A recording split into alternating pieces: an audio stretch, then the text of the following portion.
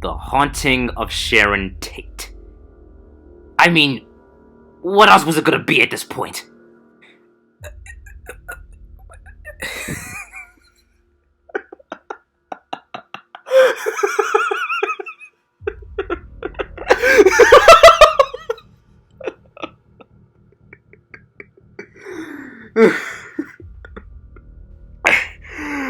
I want to try and be fair here. Because I've been through painfully similar experiences like this that have been exploited just for the sake of making a quick buck. The Amityville films have been the prime example at how these films normally work out. And for a while, I always thought that it was always going to stay that way. But after what I've seen 5 months ago, I think I might need to take that statement back because Christ!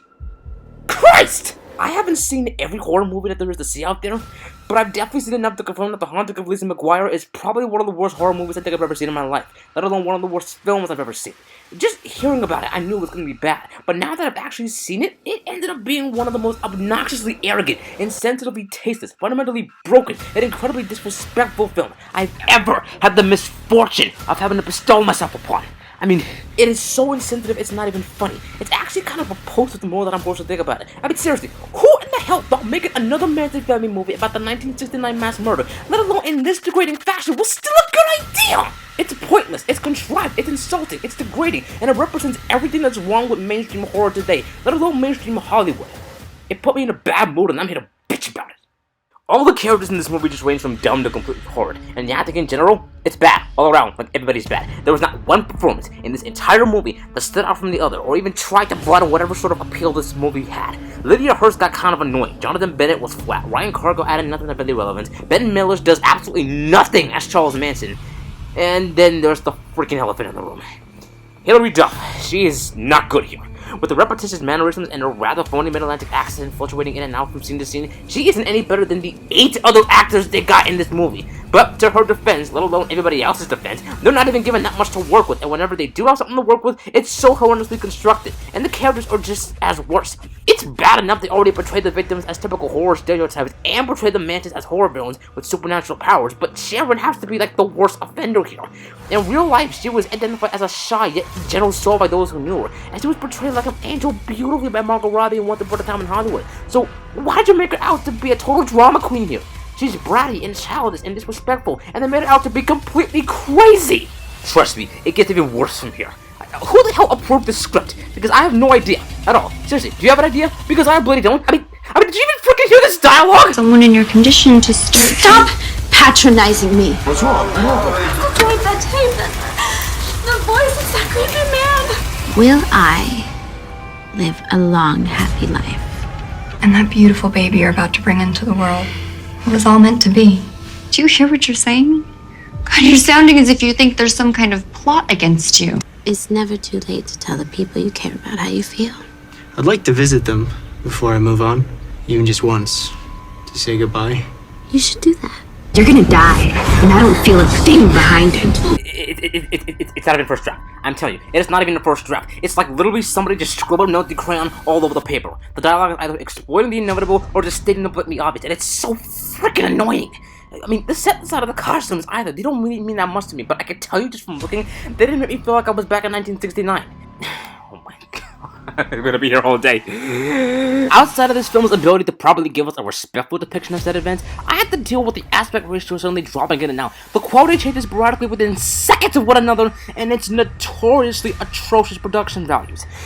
There's this one scene, I kid you not, there's a shot in this scene with this reel-to-reel player in the background, in which telepathic recordings of Charles Manson startle Sharon daily, and it gets reused 3 separate times within the next hour. They were so lazy, they couldn't even bother to use a different shot for each scene with that reel player. Not to mention they also shoehorn in splashes of footage between Hillary and Sharon and the Mansons and Susan Atkins and the actual events. They put them in the worst possible positions, not just because the film doesn't bother to set them up properly, but because it's evidence that the film itself has no idea what we're supposed to be watching or even how we're supposed to watch it as. And that laziness carries over to this freaking sound design as well. I mean, seriously, the sound design, what the hell happened here? These guys couldn't even get the proper microphones or boom mics to record any scenes happening outside, so they had to just double them all down to where they all just come out with just, watered down. There are moments whenever a scare scene happens that feel like the audio just pops in a millisecond early before we actually see the Daniel we're supposed to be reacting to. It's hollow and completely overdubbed to almost a criminal degree, but somehow it keeps getting worse from there.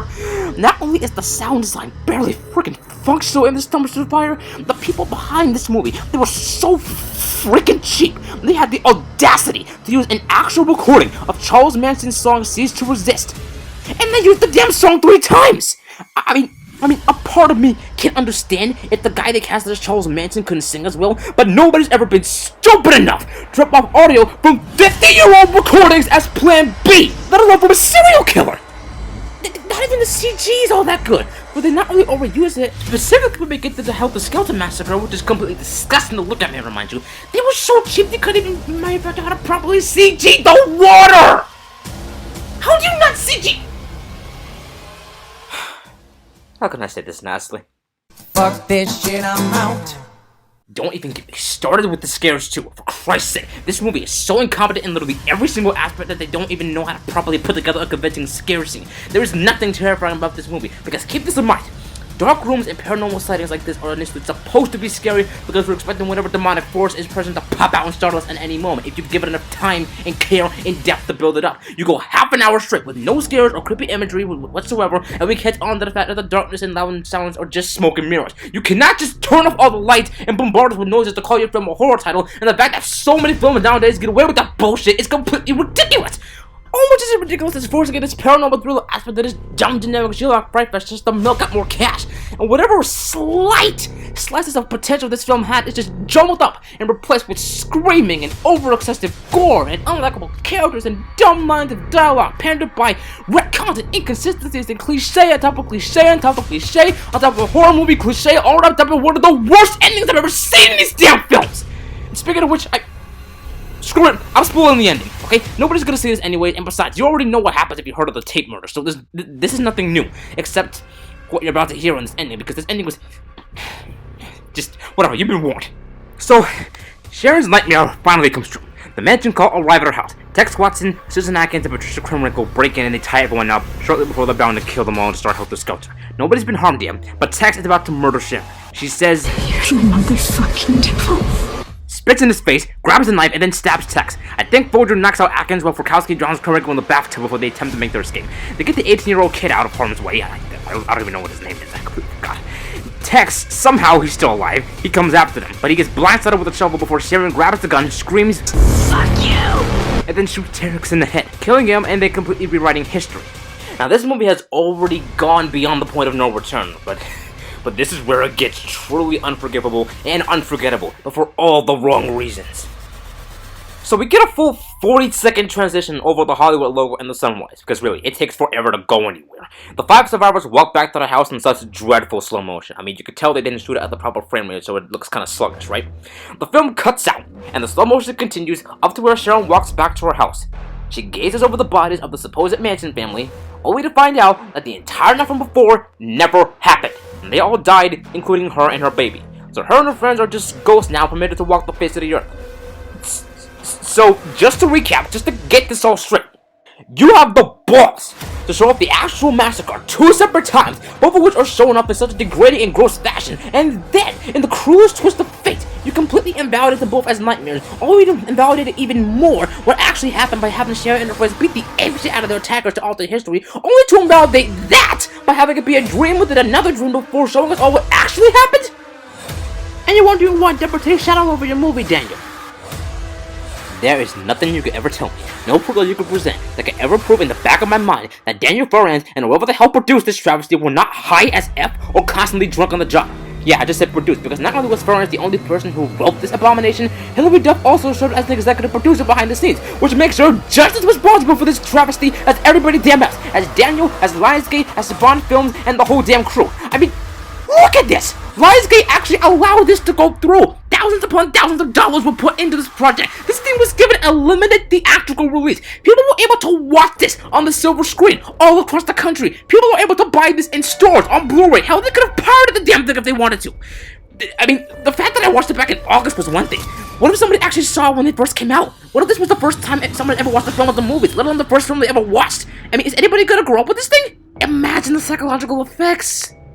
I know I didn't really try to keep my composure here, guys, and I'm sorry, but my god, this was a rather sickening experience. You can have your fluff, you can have your junk food, but my god, even junk food has to taste good. This just tastes like a screeching slap to the face, not only to the audience watching, but to the friends and family of the victims who have to serve a life sentence of their own, knowing they're not going to be able to see their loved ones again. The only amount of praise that I'm willing to give this movie, outside of it being somehow the shortest 90 minutes I ever had to watch in the film, is that it made me appreciate Once Upon a Time in Hollywood that much more now. The fact that this was released in the state it was shows a lot about the quality of movies being made nowadays, and the hobby we hold so near and dear to our hearts. And out of everything that's wrong with this heap of feces, outside of it winning 3 awards at the Hollywood Real Independent Film Festival, that's its biggest offense to me. I've said it once, and I'm gonna say it again. The Haunting of Lizzie McGuire is not a film, it's a black mirror. A dark reflection behind all of our favorite movies and shows and commercials and such, and how often they simply do not care. I hope that everybody who starred in this movie goes on to star in bigger and better projects. I really hope that Hilary Duff's revival of her classic character will get enough fans back on Disney+. And Daniel Foran's, how did Nostalgia Critic say it? May God rape you with a pickup truck. Slowly.